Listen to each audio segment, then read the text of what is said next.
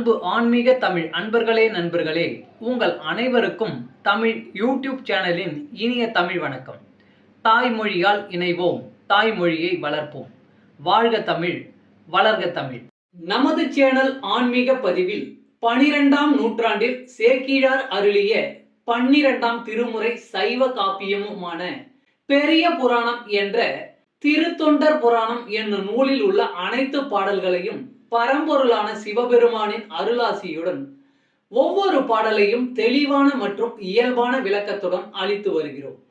நாங்கள் அளித்து வரும் இந்த பெரிய புராணம் என்ற திருத்தொண்டர் புராண பதிவினை கேட்டு அதன் இனிமை உணர்ந்து அகிலம் காக்கும் இறைவனின் அருளாசியை பெற்று இறைப்பயன் அடையுமாறும், மேலும் இந்த பதிவிற்கு லைக் மற்றும் ஷேர் செய்தும், அது மட்டும் அல்லாமல் இதுவரை இந்த சேனலுக்கு நீங்கள் சப்ஸ்கிரைப் செய்யவில்லை என்றால் சப்ஸ்கிரைப் செய்து பெல் பட்டனையும் அழுத்தி ஆதரவு அளிக்கவும் அன்புடன் கேட்டுக்கொண்டு இப்பதிவினை தொடர்கிறேன். வாருங்கள், ஆன்மீக பதிவில் சேக்கிழாரின் 12ஆம் திருமுறையான பெரிய புராணம் என்ற திருத்தொண்டர் புராண பாடல்களை தெளிவான விளக்கமுடன் அறிவோம், அறிந்து தெளிவோம், தெளிந்து இறைப்பயன் அடைவோம்.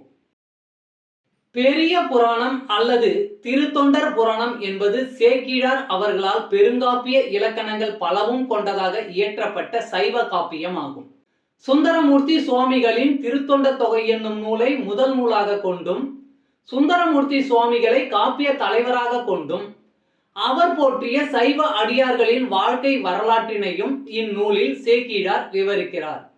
திருத்தொண்டர் தொகை நம்பியாண்டார் நம்பி எழுதிய திருத்தொண்டர் திருவந்தாதி ஆகியவற்றை மூல நூல்களாக கொண்டும், 2ஆம் குலோத்துங்க சோழனிடம் அமைச்சராக இருந்த சேக்கிழார் பல ஊர்களுக்கு சென்றும் திரட்டிய தகவல்களை கொண்டும் பெரிய புராணம் எழுதப்பெற்றுள்ளது.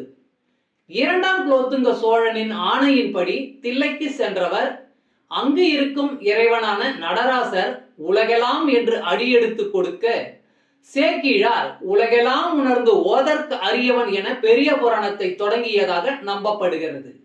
இடைக்கால இலக்கியத்தில் மக்களின் வாழ்க்கை பற்றி வரலாற்று போக்கில் அறிவதற்கு இந்நூல் உதவுகிறது.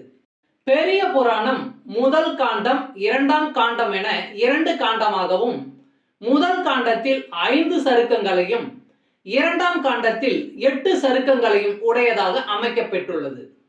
சுந்தரமூர்த்தி சுவாமிகளின் திருத்தொண்ட தொகையில் இடம்பெற்றுள்ள பாடல்களின் முதல் வரியே சருக்கங்களின் பெயர்களாக உள்ளது. காப்பிய கதையானது கைலாயத்தில் தொடங்க பெற்று சைவ அடியார்களின் வாழ்க்கையை விவரித்து இறுதியாக கைலாயத்தில் முடிகிறது.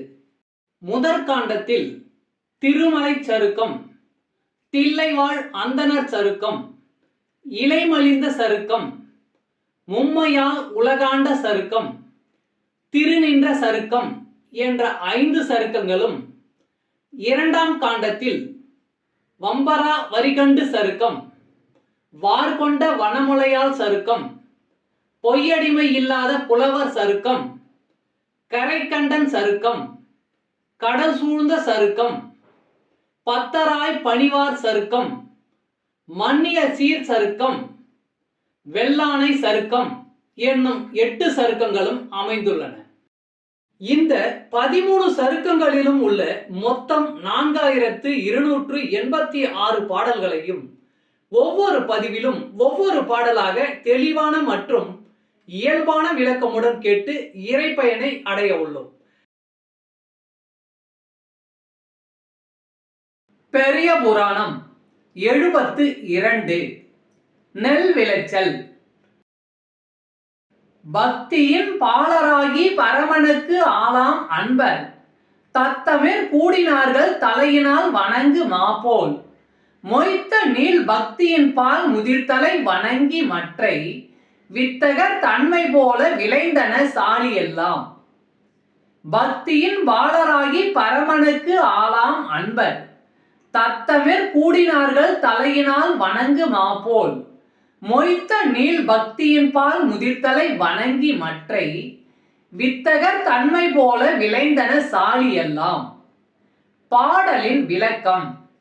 பக்தி வயப்பட்டு இறைவனுக்கு அடிமை பூண்டு ஒழுகும் அடியவர்கள் தம்முள் தாம் கூடுகின்ற பொழுது தலை தாழ்த்தி வணங்குதல் போல செறிந்து நீண்ட வரிசையோடு பால் முதிர்ந்து விளங்கும் கதிர்கள் தலை வணங்கியனவாய் அவ்வடியவர்களுக்கு சிவபோகம் முதிர்வது போல அப்பயிர்களும் நெல் முதிர்ந்து பயன் விளைய நின்றன.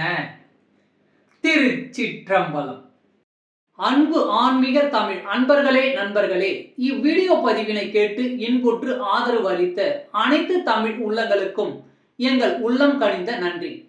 மேலும் இப்பதிவு உங்களுக்கு பிடித்திருந்தால் லைக் மற்றும் ஷேர் செய்தும், இதுவரை இந்த சேனலுக்கு நீங்கள் சப்ஸ்கிரைப் செய்யவில்லை என்றால் சப்ஸ்கிரைப் செய்து பெல் பட்டனையும் அழுத்தி ஆதரவு அளிக்கவும் அன்புடன் கேட்டுக்கொள்கிறோம். மிக்க நன்றி.